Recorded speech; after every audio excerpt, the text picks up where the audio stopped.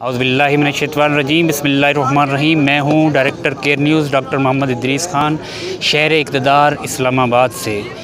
आलम इस्लाम के उस अज़ीम फ़ख्र में मैं मौजूद हूँ और मैं यहाँ इस शहर में खड़े होते हुए बात करते हुए फ़ख्र महसूस करता हूँ कि ये वो शहर है जो इस वक्त पूरी आलम इस्लाम का एक मरकज़ है। और ये वो मरकज़ है कि इंशाअल्लाह इसने आने वाले वक्त में दुनिया में हुक्मरानी करनी है और हम उस तरफ बढ़ रहे हैं। 70 साल से ये मुल्क आज़ाद हुआ है और अंदरूनी खलफशार और बैरूनी ख़तरात के बावजूद हम तरक्की की मनाजिल को तय करते जा रहे हैं। बैरूनी दुश्मनों ने भी इस मुल्क को तोड़ने की भरपूर साजिश की, हत्ता कि एक बार एक ऐसा वार भी हुआ कि हम 2 लख्त हुए, लेकिन उसके बावजूद हम संभल चुके हैं। हम उस कामयाबी की तरफ बढ़ रहे हैं। हम उस कामयाबी की तरफ इंशाअल्लाह भरपूर बढ़ते रहेंगे और इंशाअल्लाह जिस मकसद के लिए इस मुल्क का हुसूल हुआ था, 70 साल गुज़रने के बावजूद अफसोसनाक बात यह है कि इस शहर इक़्तिदार में तो उसके असरात नज़र आ रहे हैं, लेकिन पूरे मुल्क में उसके समरात अभी उस तरह नज़र नहीं आ रहे जिस तरह नज़र आने चाहिए।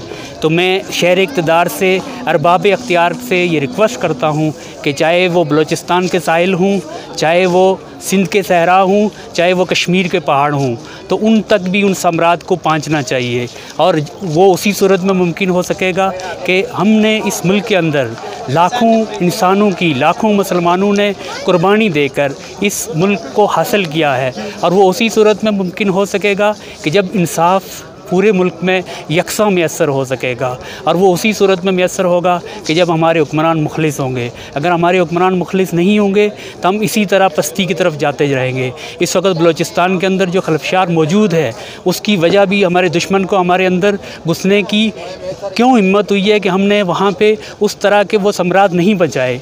मैं मेगा सिटी कराची से यहाँ पे मौजूद हूँ और मेगा सिटी कराची जो पाकिस्तान को 70% रेवेन्यू देता है, अगर वहाँ के लोगों को इस तरह का इंसाफ मिलता रहता, आज शहर इक़्तिदार में तो लोगों को बहुत अच्छी सहूलतें मौजूद हैं, लेकिन मैं देख रहा हूँ कि कराची जो इस मुल्क का एक बहुत बड़ा रेवेन्यू प्रोड्यूसर है, वहाँ पे बुनियादी सहूलतें इस वक्त भी उस तरह मौजूद नहीं है जिस तरह होना चाहिए।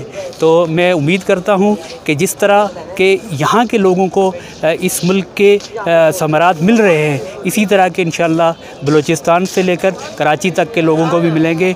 और कराची की लीडरशिप को भी संजीदा होना पड़ेगा।